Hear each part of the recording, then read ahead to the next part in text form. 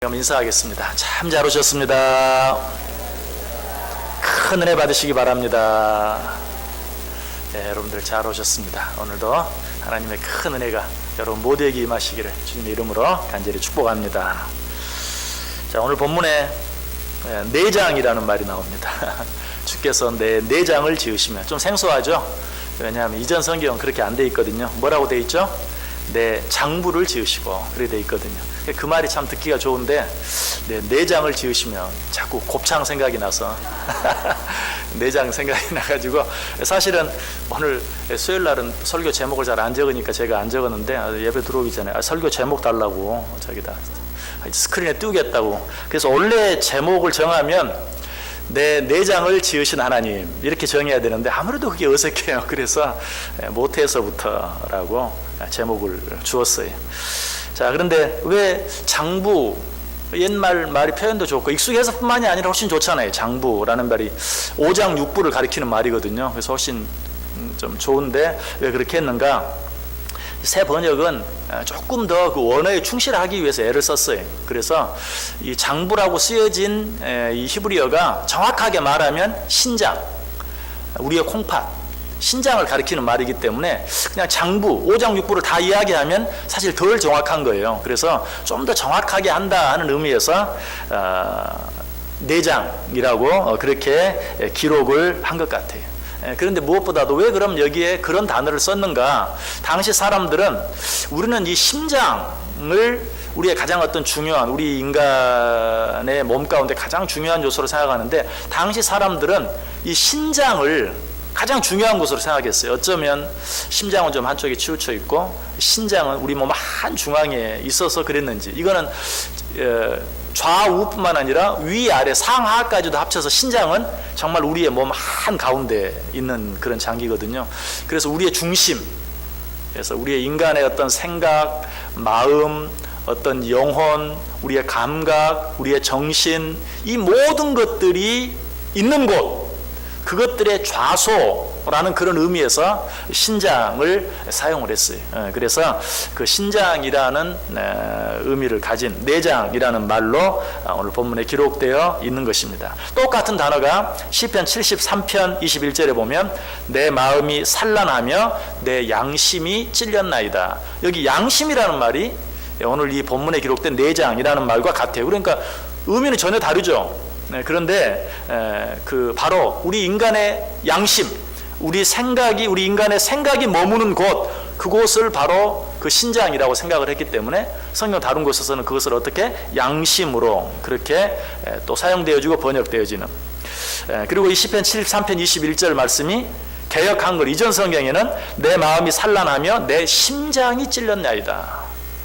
그러니까 신장이라는 말이 어떤 곳에서는 양심이라는 의미로, 어떤 곳에서는 또 심장이라는 의미로도 사용되고요. 욥기 16장 13절에는 방금 말씀드린 대로 그의 화살들이 사방에서 날아와 사정없이 나를 쏘므로 그는 내 콩팥들을 꿰뚫었고, 정확하게 가장 문자적인 의미, 콩팥이라는 그런 의미로도 사용이 됐어요. 그리고 욥기 19장 27절에는 내가 그를 보리니 내 눈으로 그를 보기를 낯선 사람처럼 하지 않을 것이라. 내 마음이 초조하구나. 여기 내 마음, 이것이 또 오늘 본문의 내장, 어떻게 보면 전혀 다른 말 같은데 내장이라는 말과 마음이라는 말이 같은 단어로 쓰고 있어요. 왜? 당시 사람들은 마음이 거기 있다고 생각을 했기 때문에. 그래서 내 마음이 초조하구나. 이 말은 무슨 뜻입니까? 내 속이 타는구나. 요즘 우리말로 하면 애간장이 녹는구나. 그렇죠? 애간장. 그러면 결국 어때요? 내장, 내 속. 바로 이런 의미에서 지금 내장이라는 단어가 사용되고 있다. 그래서 이 말씀을 어떻게 볼 것인가? 정말 우리의 내장, 5장 6부 모든 것 뿐만 아니라 우리의 마음과 우리의 생각까지, 우리의 보이지 않는 모든 것까지를 누가 지으셨다? 하나님이 지으셨다 하는 것을 우리에게 말씀해 주고 있어요. 그러므로 내 내장을 지으셨다, 우리의 장부를 지으셨다 라는 말은 우리 육신뿐만 아니라 우리의 마음과 생각까지도 지으셨고, 지으셨으니까 어때요? 당연히 아시겠죠. 그리고 그 모든 것들을 어때요? 마음대로 주장하실 수 있는 분이. 자, 현대를 살아가는 우리들의 가장 힘들고 어려운 부분이 무엇입니까? 우리의 마음을 마음대로 다스릴 수 없는 거죠. 어쩔 때는 염려와 근심으로 가득 차 있어요. 답답해요. 참 너무 힘들어요. 뭐 몸이 아픈 것보다 어쩔 때는 마음이 아픈 것이 더 힘들어요. 그런데 그걸 누가 지으셨다고요? 하나님이 지으셨다. 하나님이 지으셨기 때문에 하나님은 그 모든 것들을 마음대로 주장하시고 다스릴 수 있다. 주관하신다. 그러므로 우리는 우리의 장부를 지으신, 우리의 내장을 지으신, 우리의 마음과 생각까지도 지으신 그 하나님 앞에 우리의 모든 것들을, 특별히 우리의 마음과 생각까지도 하나님께 맡겨드려야 돼요. 어떻게? 하나님이 주장하시도록. 그래서 빌립보서 4장 6절 7절에 뭐라고 말합니까? 아무것도 염려하지 말고 오직 모든 일에 기도와 간구로 너희 구할 것을 감사함으로 하나님께 아뢰라. 그리하면 모든 지각에 뛰어난 하나님, 우리의 모든 마음과 생각까지도 다 아시는 하나님께서 내 마음과 생각을 지키시리로다. 내 마음과 생각까지 지으신 하나님이 내 마음속에 있는 염려, 근심, 걱정 다 하나님께 맡기면 하나님이 내 마음의 생각까지도 다스려 주시고 주장해 주시고 지켜 주신다라고 이야기하고 있어요. 시편 19편 14절에도 나의 반석이시여 나의 구속자이신 여호와여 내 입의 말과 마음의 묵상이 주의 앞에 연락되기를 원하나이다. 내 마음을 지으신 하나님, 내 생각을 지으신 하나님, 내 마음과 생각까지도 아시는 하나님, 하나님 이 시간은 내 마음의 모든 생각과 묵상을 하나님께 드립니다. 주님께서 받기에 합당한 것이 되게 해 주옵소서. 자, 저와 여러분이 지금 하나님 앞에 나와 예배를 드려요. 우리의 예배드리는 이 모습, 태도, 우리의 몸, 정말 하나님의 전에 나와서 거룩하고 경건하게 정말 하나님께 예배하고 있어요. 우리의 마음과 생각은 어떠합니까? 우리의 마음과 생각까지도 하나님 받으시기에 합당한 것이 되도록 하나님 온전히 주장해 주시고 나와 함께 해 주옵소서라고 하나님께 기도할 수 있어야 돼요. 자, 그것과 더불어서 우리의 내장, 그건 결국 뭐예요? 우리의 몸이죠. 우리의 몸.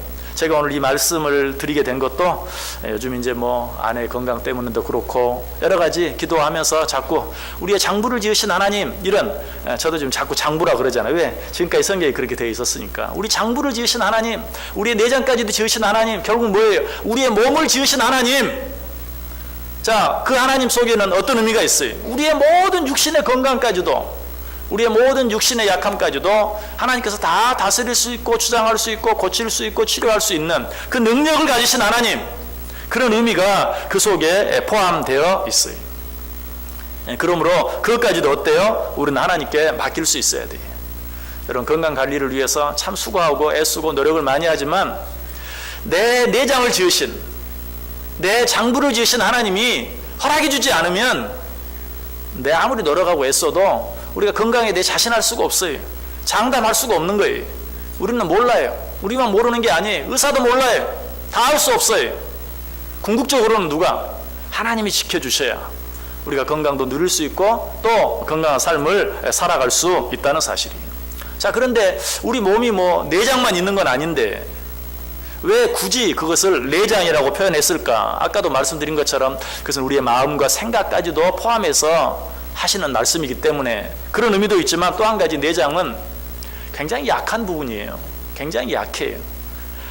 그래서 우리의 어떤 몸 가운데서도 가장 약하고 가장 부드럽고 또 그러면서도 가장 연약한 그런 부분을 나타내 주기 위해서 굳이 여기에서 내장이라는 그런 표현을 쓰고 있는 것이, 다시 말해서 우리의 가장 약한 부분까지도 지으신 하나님, 그리고 그것을 아시는 하나님, 결국 뭐예요? 우리의 가장 약한 부분까지도 채워주실 수 있는 하나님, 지켜주실 수 있는 하나님.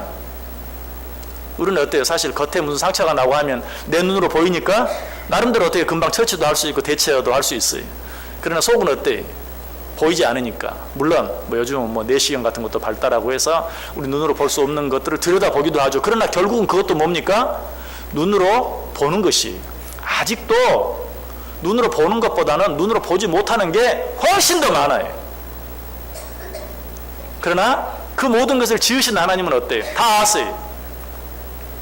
그리고 그것들을 지키실 수 있어요.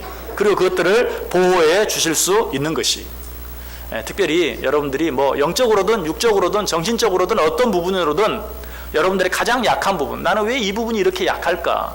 나는 왜 이 부분이 이렇게 부족할까? 나는 이 부분이 왜 이렇게 모자랄까? 우리 하나님 그걸 아시는 분이에요.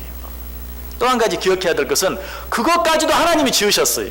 여러분이 가지고 있는 강한 것, 여러분이 가지고 있는 좋은 것, 여러분이 가지고 있는 어떤 장점, 강점, 이것만 하나님이 지으신 게 아니고 우리의 내장, 다시 말해서 우리의 가장 약한 부분, 우리의 가장 연약한 부분, 우리의 가장 부족한 부분, 우리의 가장 연약한 부분까지도 누가 만드셨어요? 하나님이 만드셨어요. 사도 베드로는 이 사실을 알았어요. 그래서 베드로전서 5장 10절에 이렇게 말합니다. 모든 은혜의 하나님 곧 그리스도 안에서 너희를 부르사 자기의 영원한 영광에 들어가게 하시니가 잠깐 고난을 받은 너희를 친히 온전케 하시며 굳게 하시며 강하게 하시며 털을 견고케 하시리라. 우리가 어떤 고난 가운데서 심히 약함으로 인한 어떤 그런 고난, 고통 가운데 있다 할지라도 그것을 아시는 하나님, 아니 그것을 만드신 하나님께서 친히 온전케 하시며 굳게 하시며 강하게 하시며 털을 견고케 하시리라. 믿으십니까? 바울도 이 사실을 분명히 알았어요. 무엇을? 나의 약한 부분을 우리 하나님이 가장 잘 아시고, 아니 나의 가장 약한 그 부분까지도 하나님이 허락하신 것이다 라는 사실을 바울은 분명히 알았어요. 그래서 고린도후서 11장 30절에 뭐라고 말하죠? 내가 부득불을 자랑할진대 내가 약한 것을 자랑하리라. 왜? 그 약한 것, 그것까지도 하나님이 내게 주신 것이다. 그래서 나는 오히려 나의 약한 것을 자랑하겠다. 우리가 병은 자랑해야 한다 그런 말 많이 하죠. 병뿐만이 아니 육신의 어떤 질병뿐만 아니라 우리의 모든 약한 부분들, 그것들을 우리는 자랑할 수 있어야 돼. 특별히 누구 앞에서? 하나님 앞에서 자랑할 수 있어야 돼. 어떻게? 나에게 이 약함을 주신 하나님, 나는 이 부분이 약합니다. 나는 이 부분이 부족합니다. 하나님이 이 약한 부분, 이 부족한 부분을 나에게 주신다는 하나님 뜻이 있겠죠. 하나님, 그 뜻이 무엇입니까? 하나님께서 내게 가르쳐 주시고 나의 약한 부분까지도 하나님이 사용하셔서 하나님의 영광을 드러내게 해주옵소서. 그리고 하나님의 뜻을 이루는 도구가 되게 해주옵소서. 사도 바울이 정말 그걸 깨달았죠. 사도 바울에게 약함이 있었죠. 부족함이 있었죠. 무엇이었어요? 어떤 것인지 모르지만 육체의 가시가 있었다고 그랬어요. 그래서 하나님 앞에 간절히 이 약함을 해결해 달라고 기도했어요. 그런데 하나님이 그에게 주신 음성은 무엇이었습니까? 고린도후서 12장 9절 이하에 내게 이르시기를 내 은혜가 내게 족하도다. 이는 내 능력이 약한 데서 온전하여짐이라 하신지라. 이러므로 도리에 크게 기뻐함으로 나의 여러 약한 것들에 대하여 자랑하리니 이는 그리스도의 능력으로 내게 머물게 하려 함이라. 처음에는 하나님 왜 나에게 이 약한 것을 주셨습니까? 이것 좀 제거해 주십시오. 이것 좀 강하게 해 주십시오. 이것 좀 치료해 주십시오 라고 기도했어요. 그러나 하나님이 그렇게 해주지 않았어요. 그리고 하나님께서 뭐라고 말합니까? 내가 너의 그 부분을 약하게 한 것은 네가 약할 때에 곧 나의 강함이 네 안에 머물게 되기 때문이다 라고 말했어요. 이 하나님의 뜻을 발견한 바울이 어떻게 합니까? 하나님께 감사했어요. 그리고 그 약함을 자랑했어요. 나의 이 약함은 하나님이 내 안에 거하시게 만드는 하나님의 선물이다. 실제로 그래요. 약함이 없이 하나님과 늘 함께하고 늘 하나님 도움을 구하고 그렇게 하며 살아갈 수 있는 사람이 없어요. 다 무엇인가 나의 연약함 때문에 하나님 앞에 엎드리고 항복하고 울부짖고 매달리고 그러며 사는 것이지, 그런 게 전혀 없는 사람은 하나님과 정말 함께할 수 없어요. 순간순간 하나님 잊어버리고 그러다가 하나님과 결국 멀어지고 결국은 어때요? 하나님 떠나게 되는. 우리의 어떤 약함들은 하나님이 나를 하나님 곁에 두게 하기 위한, 아니 하나님이 내 안에 거하시기 위한 하나님의 조치다. 어떤 하나님께서 우리에게 주신 안전장치와 같은 것이다. 사도 바울은 그걸 깨달았어요. 그래서 어때요? 과거에는 그것 때문에 괴로워하고 원망하고 불평하면서 하나님 이것 좀 어떻게 좀 해달라고 기도하던 그것을 가지고 이제는 어때요? 기뻐했어요. 그리고 그 약함을 오히려 자랑하죠. 그리고 뭐라고 말합니까? 내가 약할 그때에 곧 강함이니라. 왜? 내가 약한 줄 알기 때문에 누굴 붙잡아요? 하나님 붙잡아요. 내가 약한 줄 알기 때문에 하나님을 내 편으로 삼고 내가 하나님 편이 되는 거예요. 그때 어때? 강해지는 거예요. 내가 약할 그때에 곧 강함이니라 라고 이야기하고 있어요. 약함은 그 자체가 문제가 아니에요. 그럼 뭐가 문제인가? 약한 줄 모르고 강한 줄 착각하는 게 문제예요. 여러분에게 어떤 약함이 있든지 여러분에게 어떤 부족함이 있든지 그건 전혀 문제가 되지 않아요. 그런데 그 약함과 그 연약함을 모르는 게 문제예요.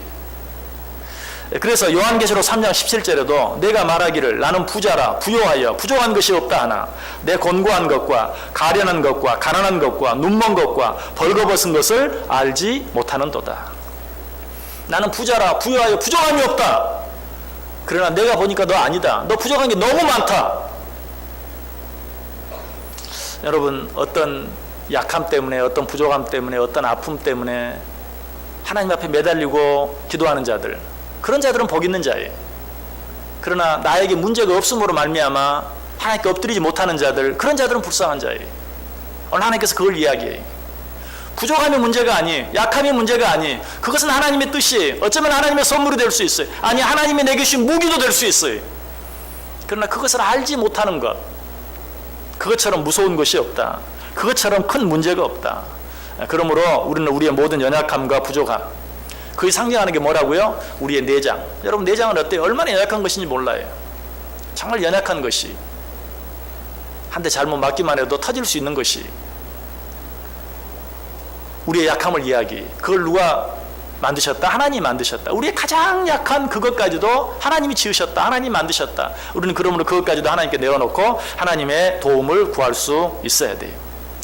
여러분, 하나님께서 우리를 조금 부족하게 만드신 것, 우리에게 조금 부족함을 주신 것, 그것은 하나님께서 우리를 사랑하시기 때문에, 아까도 말씀드렸죠. 하나님이 우리를 늘 당신 곁에 두시기 위한 하나님의 방편이다.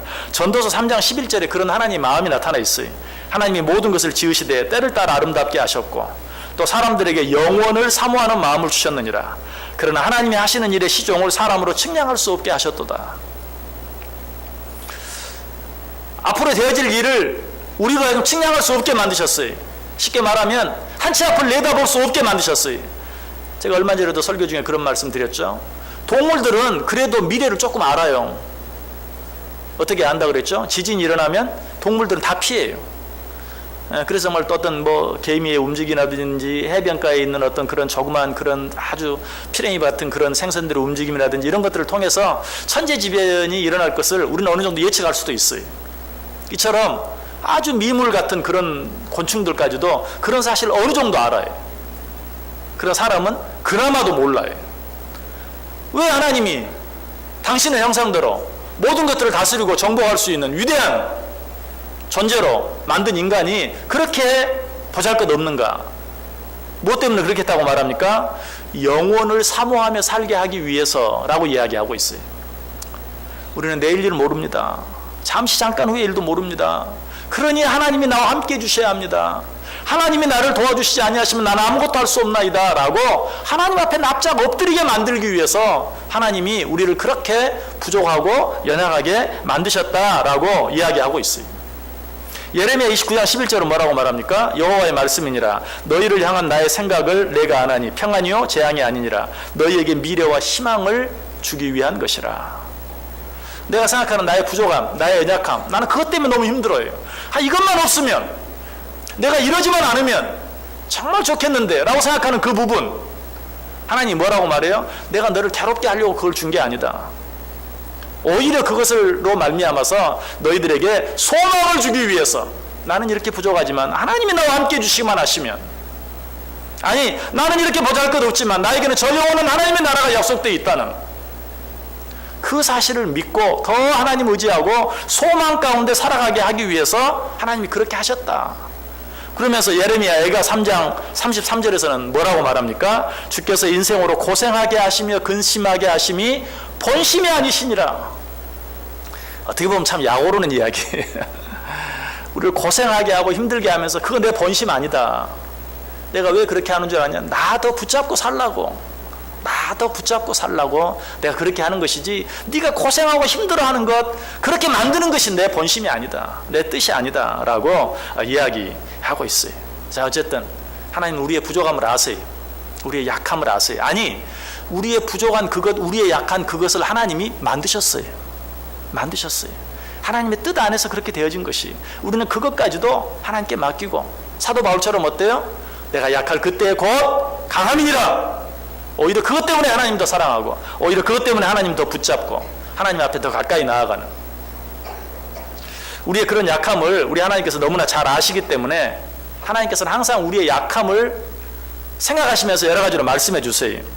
로마서 5장 6절에 보면 우리가 아직 연약할 때에 기약대로 그리스도께서 경건하지 않은 자를 위하여 죽으셨도다. 우리가 아직 연약할 때에, 우리의 연약함을 아시기 때문에 주님께서 우리를 대신하여 죽어주셨다. 또 성령님께서도 로마서 8장 26절에 이와 같이 성령도 우리의 연약함을 도우시나니, 우리 약함을 알아요. 그리고 그 약함을 도와주시기를 원해요. 그래서 하나님 우리와 함께 하시기를 원해요. 연약함과 약함과 부족함은 하나님과 함께하는 도구예요. 무기예요. 그러므로 우리는 우리의 모든 부족함, 연약함을 가지고 하나님 앞에 나아가서 하나님께 묻고 또 하나님의 뜻을 찾고 하나님의 도움을 구할 수 있어야 돼요. 그때 하나님이 어때요? 나의 연약함을 대신해 주세요. 하나님 그거 하시고 싶어서 나의 연약함을 주신 것이, 나에게 부족함을 주신 것이, 내가 내 연약함 때문에 하나님께 내 인생을 맡기면 하나님은 어떻게 해주십니까? 내 목자가 되어주세요. 하나님이 나의 목자가 되어주시면 어떻죠? 시편 23편 1절에 있는 것처럼 여호와는 나의 목자시니 내게 부족함이 없으리로다. 세상에 가장 약하고 가장 부족한 동물 하나를 꼽으라고 하면 양은 목자가 없으면 뭐 아무데도 가지도 못하고 아무 먹을 것을 스스로 찾아갈 줄 모르는 게 양이. 뭐 여러분 정말 그 털 깎는 자 앞에서 순한 양처럼 이라는 그 성경에 있는 표현처럼 가끔 TV에서 보시죠? 정말 양털을 깎고 있는, 털을 깎고 있는 양의 모습 보세요. 완전히 난 죽었다 하고 이리 뒤집으면 이렇게 뒤집어요, 저리 뒤집어요. 여러분 그런 양의 모습 보잖아요. 양이 그렇게 약해요. 그렇게 부족해요. 그렇지만 목자가 있으면 어때요? 곰이 달려와도, 사자가 달려와도 양은 도움을 받는 거예요. 보호를 받는 거예요. 그 여러분 그 양을 지키는 개가 무슨 개죠? 셰퍼드. 바로 그 셰퍼드가 목자잖아요. 여호와는 나의 목자시니. 사실 좀 이상하지만 여호와가 나의 셰퍼드가 되신다. 그렇게 표현하고 있어요. 나는 정말 부족해요. 무엇처럼? 양처럼. 그러나 그 부족함 때문에 여호와 하나님을 나의 목자로 삼으면 어때요? 나는 사자도 곰도 무서울 것이 없고 두려울 것이 없는 강한 존재가 되는 것이, 하나님 그걸 원해요.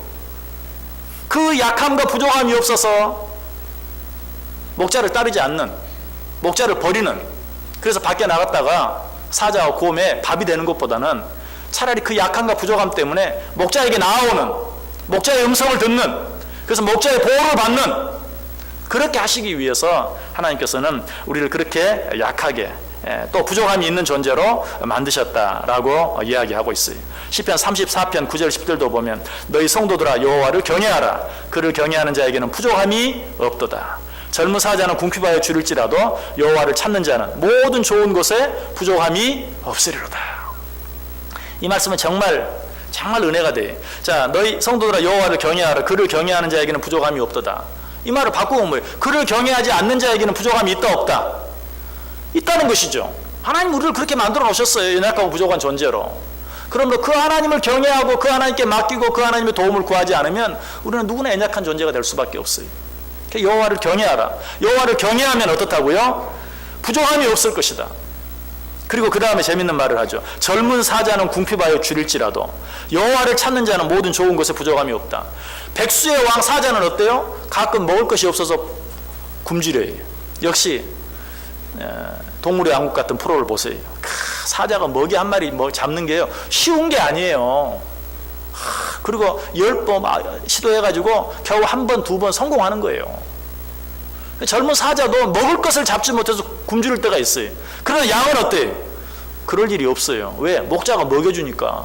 자기 힘으로는 누구 하나도 싸워서 이길 수도 없는데, 또 재밌는 게 뭐예요? 그 수백 마리의 양이 어때? 개 한 마리에 그냥 우르르 몰려서 이리 갔다가 저리 갔다가. 개 한 마리라도 사실은 개가 무서워서 그래 다니는 거죠. 그렇죠? 그렇게 약한 양도 어때요? 목자 아래에 있으니까 한 끼도 안 굶어요.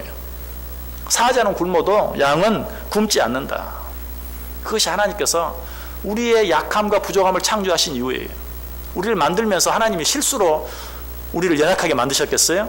실수로 우리를 부족하게 만드셨겠어요? 아니, 일부러 그렇게 만드셨어요. 빈틈이 없으신 하나님이, 하나님 당신과 함께하는, 그래서 하나님 당신과 함께할 때 부족함이 없는 존재로 만들어주시기 위해서 하나님이 그렇게 하셨다. 이것이 바로 내장을 지으신 내 장부를 지으신 그 연약한 부분, 정말 이 뼈로 싸고 가죽으로 싸지 아니하면 도무지 보호받을 수 없는 그 연약한 우리의 장부를 지으신 그 하나님의 뜻이 무엇인지 우리는 생각하면서 늘 하나님의 도움을 구할 수 있어야 된다. 여기까지만 해도 충분한데 오늘 말씀은 거기서 끝나지 않죠. 짧은 말씀이지만 주께서 내 심장을 지으시며 내 내장을 지으시며 나의 모태에서 나를 만드셨나이다.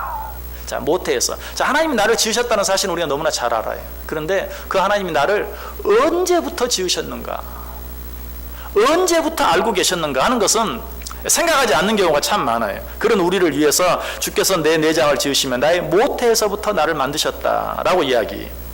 이런 표현은 이사야 49장 5절에도 나오죠. 그는 태에서부터 나를 그의 종으로 지으신 이시다. 태에서부터 나를 지으셨다. 그러나 이것도 어디까지나 우리 인간의 표현일 뿐이에요. 왜? 우리 인간은 어머니 뱃속에서 이렇게 처음 이 태아가 만들어지는 그 순간부터 시작이라고 생각해요. 그렇기 때문에 처음부터 라는 의미를 인간적인 표현으로 그는 태에서부터 나를 만드셨다. 그러나 정확한 표현은 아니죠. 좀 더 정확하게 표현한다면 예레미야서 1장 5절에 있는 표현이 더 맞아요. 어떤 표현이 나옵니까? 내가 너를 모태에 짓기 전에 너를 알았고, 태에서부터, 모태에서부터 뿐만 아니라 너를 모태에 짓기 전부터 내가 너를 알았다. 이게 좀 더 정확한 표현이죠. 그러나 이것도 완전히 정확한 건 아니에요. 더 완전히 정확한 표현 어디에 있습니까? 에베소 1장 4절과 5절. 곧 창세전에 그리스도 안에서 우리를 택하사 우리로 사랑 안에서 그 앞에 거룩하고 흠이 없게 하시려고 그 기쁘신 뜻대로 우리를 예정하사 예수 그리스도로 말미암아 자기의 아들들이 되게 하셨다. 언제부터요? 언제부터? 예, 안 주무셨네요? 예, 창세전부터. 모태에서부터가 아니에요. 모태에서 짓기 전부터 정도가 아니. 언제부터요? 창세전부터. 태초에 하나님이 천지를 창조하셨느니라. 그 이전부터 하나님은 우리를 택하셨다. 또 그 기쁘신 뜻대로 우리를 예정하셨다 라고 우리에게 분명하게 말씀해 주고 있어요. 얼마나 놀라운 사실인지 몰라요. 이 사실을 좀 시간적인 순서대로 다시 한번 이야기해 보면, 창세전에 하나님께서 우리를 택하셨다. 그리고 우리가 모태에 생겨나기도 전부터 우리를 알았고, 또 우리가 어머니 배에서 나오기 전부터 우리를 구별하였고, 또 우리를 여러 나라의 선지자로 세웠다 라는 그런 말씀으로 받을 수 있어요. 그리고 오늘 본문 말씀, 그리고 주께서 어머니의 태 안에서 내 내장을 지으시고 나를 모태에서부터 나를 만드셨다. 또 이사야 선지자에게 하신 이사야 선지자의 고백, 그는 태에서부터 나를 그의 종으로 지으셨다. 자, 이런 말씀들을 쭉 이렇게 나열해 보면 결국은 무슨 말? 창세전부터, 모태에 짓기 전부터, 모태에서부터, 태에서부터, 그리고 지금까지 결국 무슨 말입니까? 창세전부터 앞으로 영원 무궁한 그 날 그 시간까지. 우리가 이 말씀을 통해서 분명하게 알 수 있는 것은 하나님은 지금까지, 창세 이전부터 지금까지 나와 함께 하지 않은 적이 한 번도 없어요. 나를 떠나신 적이 한 번도 없어요. 창세 전부터 지금까지 하나님은 나와 함께 하셨어요. 나의 모든 것들에 관여하셨어요. 아니, 나의 그 모든 것들을 하나님 만드셨어요. 하나님이 주장하셨어요. 주관하셨어요. 앞으로는 어떨까요? 앞으로도 말할 필요가 없죠. 우리 하나님 알파가 되시고 오메가가 되시는 영원부터 영원까지 우리 하나님은 우리와 함께 하실 것이다. 지금까지 그러하셨던 것처럼 앞으로도 영원토록 나와 함께 하지 않는 순간은 단 한순간도 있지 아니할 것이다. 여기서 하나님께서 나를 만드셨다, 모태에서부터 나를 만드셨다 라는 이 말을 여러분 영어 성경에 보면 covered라는, 덮었다. 왜 그런 말로 번역을 하냐면 영어 원어가 그런 의미가 있어요. 나를 만드셨다는 말이 나를 덮었다라는 말이. 나를 덮었다는 말이 무슨 말이에요? 나를 보호하셨다. 단순히 만드셨다는 의미보다도 나를 완전히 덮으셔가지고 나를 보호해 주시는, 여러 가지 많은 힘들고 어려운 일로부터 나를 완전히 보호해 주시는. 언제부터? 창세 전부터 지금까지 그렇게 하셨고, 지금부터 앞으로 영원까지 나를 완전히 덮으셔서 나를 보호해 주신다는 사실을 우리에게 가르쳐 주고 계시는 것이. 우리는 그처럼 그 하나님의 치밀한 계획과 준비 속에서 오늘 여기 있게 된 것이 얼마나 위대한 자들입니까? 얼마나 놀라운 축복을 받은 자들입니까? 우리가 그런 존재라는 사실을 우리는 분명히 믿고 정말 하나님 앞에서 나의 연약함과 나의 부족함 때문에 원망하고 불평할 것이 아니라 오히려 어때요? 하나님 앞에 더 가까이 나아가서 나를 그렇게 만드신 하나님, 왜 그렇게 하셨습니까? 그 뜻이 무엇입니까? 하나님, 그 뜻을 이루어 주옵소서. 나를 이렇게 만드신 하나님, 무엇을 위해 그렇게 하셨습니까? 하나님, 그 일을 나를 통하여 이루어 주옵소서. 나의 약함을 통하여, 나의 부족함을 통하여 그 일들이 이루어지게 해 주옵소서 라고 하나님께 구할 수 있어야 돼요. 우리는 이 사실을 성경의 모든 인물들을 통해서 분명하게 알게 돼요. 바울을 한번 생각해 보세요. 바울은 길리기아, 헬라 지역에서 태어났어요. 그래서 헬라 문화가 활발한 곳에서 태어나고 자랐어요. 그러나 그가 교육을 받은 것은 어떤 것인가? 히브리인들 속에서 철저하게 이 히브리인들의 율법 교육, 그것도 랍비들이 받는 아주 엄한 율법 교육을 받으면서 자랐어요. 사도행전 22장 3절에 보면 나오죠. 나는 유대인으로 길리기아 다소에서 났고 이 성에서 자라 가말리엘의 문화에서 우리 조상들의 율법의 엄한 교훈을 받았고 오늘 너희 모든 사람처럼 하나님께 대하여 열심히 있는 자라. 이 헬라 문화와 히브리 문화는 전혀 상종할 수 없는, 전혀 다른, 그 근본적인 방법부터가 완전히 다른. 그런데 바울은 태어나기는 그 헬라 문화권에서 태어나서 교육은 이 히브리 문화권에서 받으면서 자랐어요. 근데 왜 그렇게 하셨는가? 하나님이 그를 후에 이방인의 사도로 쓰시기 위해서. 그래서 하나님의 복음을 이 히브리 지역에 있는 사람뿐만 아니라 헬라 문화권에 있는 사람들에게도 복음을 변질시키지 아니하고 가장 잘 전달할 수 있게 하기 위해서 어떻게 보면 좀 이해가 되지 않는, 완전히 헬라 문화에 익숙한 바울을 꺼내서 히브리 교육을 받게 함으로 후에 이방인의 사도가 되게 하시. 이게 바로 하나님이 하시는 일이. 여러분 가운데 어떤 이해할 수 없는 일이 있습니까? 모두 다 하나님의 계획하심과 준비하심, 하나님의 섭리 속에서 되어지는 일인 것을 믿으시길 바랍니다. 특별히 여러분이 원하지 않는 어떤 일이 있습니까? 여러분이 그것 때문에 힘들어하는 어떤 일이 있습니까? 그것들도 하나님의 뜻 안에 있다는 사실이. 다윗도 마찬가지죠. 다윗 생각해 보세요. 8 형제들 가운데 막내로 아무도 거들떠 보지 않는, 아버지까지도 거들떠 보지 않는, 그 존재를 잊어버릴 정도로 아무것도 아닌. 그래서 어때요? 들판에서 고생하며 자랐어요. 그러나 그 들판에서 고생하며 자란, 정말 양을 지키기 위해서 곰과 사자와 싸우며, 성경이 뭐라고 말해요? 사자의 입에서 양 새끼를 끄집어내는 그런 삶을 살았잖아요. 결국 그것이 어때요? 자기를 그렇게 죽이려고 하는 그런 사울의 그 아주 집요한 공격, 다 어디에서 일어납니까? 광야 한가운데서, 황무지 가운데서, 굴 속에서 일어나는 그런 여러 가지 일들 가운데서도 다윗이 견디어내고 살아날 수 있었던, 하나님이 그렇게 처음부터 훈련시켰어요. 어떻게 보면 다윗, 하나님 나는 어떻게 8 형제나 있는데 그 가운데 막내로, 말째로 태어나기 위해서 형제들이 무시하는 것은 물론이야, 아버지까지도 나를 무시하고 내 존재까지도 생각하지 않을 정도로 어떻게 그런 사람을 만들었습니까? 그래서 나는 들에서 그저 양이나 쳐야 하는, 당시 사람들이 가장 싫어하는 3D 업종 가운데 하나인 그런 일을 하게 만드셨습니까? 그러나 그것이 다윗을 다윗되게 했고, 그것이 다윗을 골리앗을 쳐서 물리치게 했고, 그리고 그것으로 말미암아서 정말 사울의 죽음 가운데서도 또 견뎌낼 수 있도록 만드시는, 이처럼 하나님의 계획은 너무 완벽해요. 다윗이 생각했던 다윗의 그 약한 부분이 어때요? 자기를 살리는 일이 된 거예요. 자기를 강하게 하는 그런 일이 된 거예요.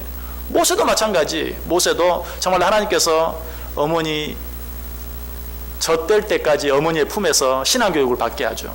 그리고 나서 40년 동안은 애굽의 궁에서 바로에게 정말 세상 최고의 학문을 배우게 하죠.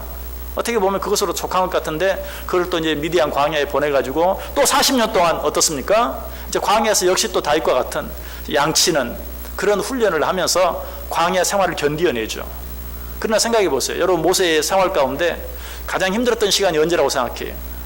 살인자로 찍혀서 도망가서, 광야로 도망가서 사막에서 40년 동안 양을 치는, 이제 늙고 병들어서 정말 어떤 일을 하기에는 터무니없이 부족한 그런 때, 그 후에 40년은 없었으면 좋겠지만, 그러나 정작 모세가 해야 했던, 이스라엘 백성들을 출애굽시켜서 광야 40년 동안 그들 인도해야 했던 그 일을 위에서는 어때요? 바로의 궁에서 배웠던, 물론 그것도 필요했을 거예요. 왜? 거기에서 여러 가지 어떤 지리적인 그런 것들도 배우기도 하고, 또 법들도 배우기도 하고, 리더로서의 어떤 리더십도 배우기도 하고, 그것도 필요했죠. 그러나 그것만 필요했던 게 아니에요. 광야에 살면서 양을 치는, 40년 동안 양을 치는 그런 삶을 통해서 오히려 강화 40년. 참 아이러니 하면서도 참 기가 막히지 않아요? 40년 동안 미디안 광야에서 양을 쳤는데 그것을 바탕으로 해서 어때요? 이스라엘 백성들과 40년 동안 출애굽 여정을 함께 할 수 있었던 것이, 이처럼 너무나 다른 바로 궁에서의 40년, 광야의 40년, 그 모든 것들이 어때요? 하나님의 뜻 안에 있었어요. 하나님의 섭리 안에 있었어요.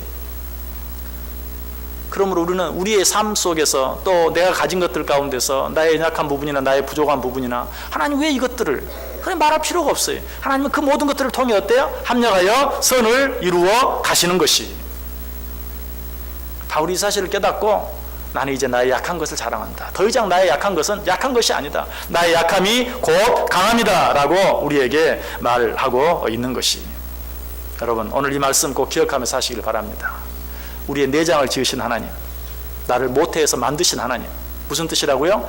나의 가장 약하고 나의 가장 부족함, 아니 감추어져서 보이지도 않는, 그래서 다른 사람은 물론이요, 나도 알지 못하는 어떤 것까지도 우리 하나님은 아시고 그것을 만드시고 허락하셨어요.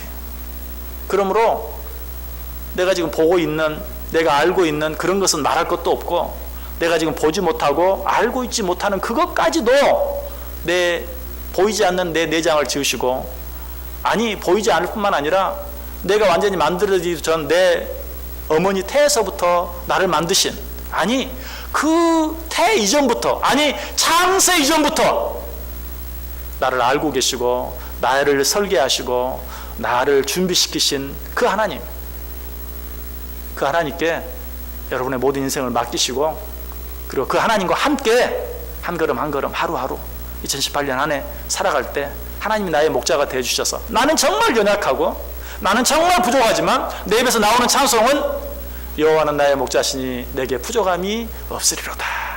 이 고백, 찬송이 끊어지지 않는 복된 인생, 복된 한 해 꼭 되시기를 주님의 이름으로 간절히 축원합니다. 기도합니다. 하나님 감사